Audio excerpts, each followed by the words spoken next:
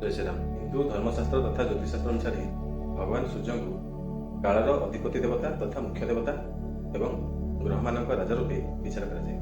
अर्थात सूर्य को आधार कर समय बा कालर गणना कराए। दिन राति मास ऋतु तथा वर्षर परिकल्पना कराई।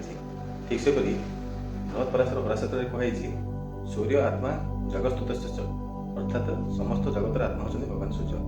तेरे इंग्राजी तारीख अनुसार 15 मार्च 2026 रात्र 1:08 समय भगवान सूर्य निजर पुत्र शनि मूल त्रिकोण राशि कुंभ राशि को परित्याग कर देवगुरु बृहस्पति जलीय तथा ब्राह्मण राशि मीन राशि में प्रवेश करेंगे। एठारे पूर्व अवस्थान कर शनि एक मास मिलित अवस्थान करेंगे और यह समय अवधि मध्य शनि अस्त रहे।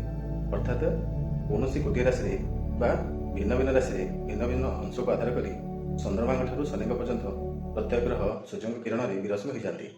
तेबे अस्तगामी शनि प्रभाव 12टी राशि किपरि रहिबो से संबंध में आम आगामी वीडियो जानिबा। जय जगन्नाथ।